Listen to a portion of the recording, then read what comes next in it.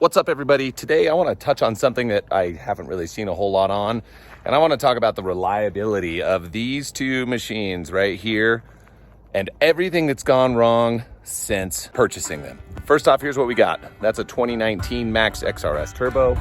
That's a 2018 Max Turbo. So two very different machines. Now, in this, I'm not really going to talk about anything that's wear and tear parts, like axles, for instance. Just so you guys know, I've only ever broken one, and that was like almost 2,000 miles ago. Between these two cars, there's about 8,000 combined miles. So they've been running for, pretty hard. They get no street time whatsoever. This is purely going to be off-road mayhem. So I'm gonna go with the biggest one first, and this has happened on both machines, and that's the differential. Yeah, that guy back there. Let me talk about how I broke mine first, and then we'll look at the other one. If you're familiar with the channel, last year I smoked my differential trying to get up a very, very difficult obstacle down in Canam. I still haven't seen anybody get over it yet. I'm sure there's someone, but I snapped it, and that was the end of it. Upgraded the diff with a Sandcraft, not had any problems with it yet. I don't expect to. That was, 1,500 miles ago, maybe more than that. Now, on this other one, this has a Visco in it, and it's about to get its third differential. And here's why. First one cratered down in Moab. This one just fully exploded. It's a Visco with a torque locker in it. So, it gets a little more strain, but also this machine was upgraded to 72 inches rather than the stock 64.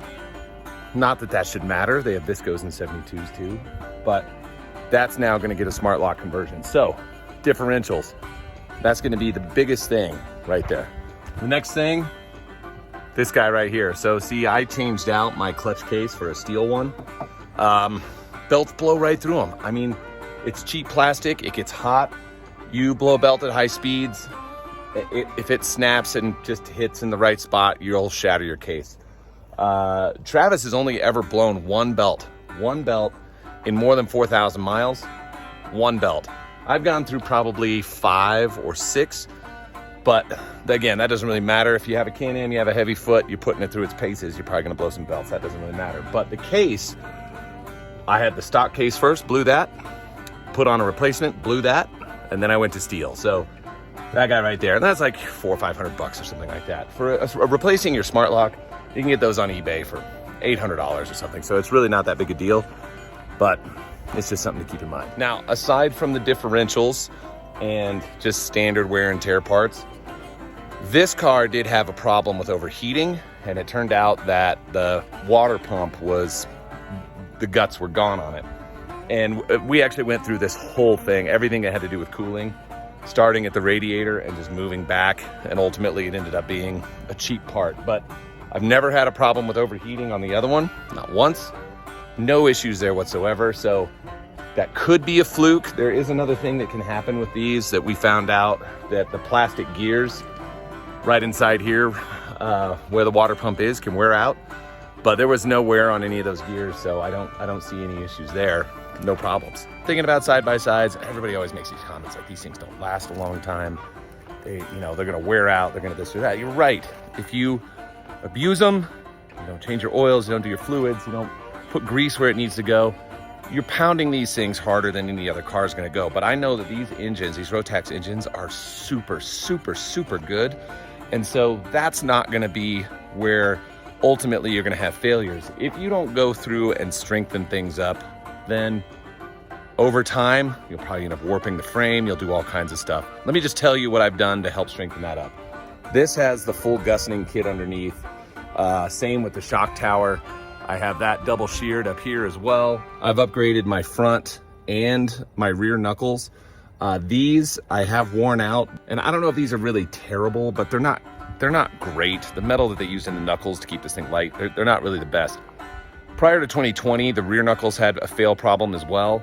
I replaced mine with ZRPs. The other machine with more miles on it has not had the replacement done. That's not true.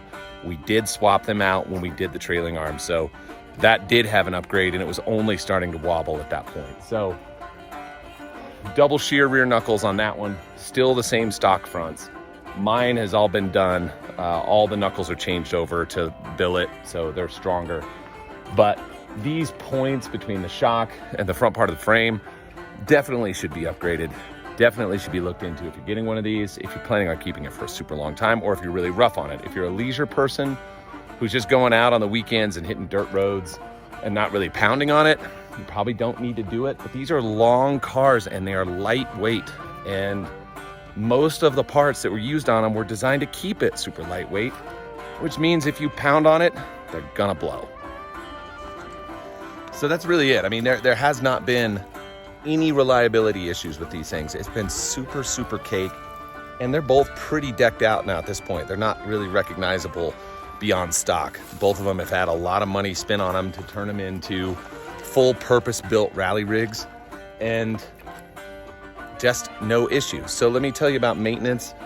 I'm changing my oil in here like twice a summer is what it's getting.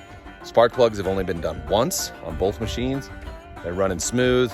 Any of the other fluids, it's just sort of as an as-needed thing, just following the manufacturer specs, and some of them are like at 200 hours. I mean, there's like a lot of stuff. So I would never be afraid jumping in one of these, even a used one, because they're just great freaking cars. So if you want to learn more about some of the upgrades I've done to this one, you could check out this video here at the end. And that was prior to some of how it looks now. I probably need to do a refresher on that, but I'll talk to you guys later. See ya.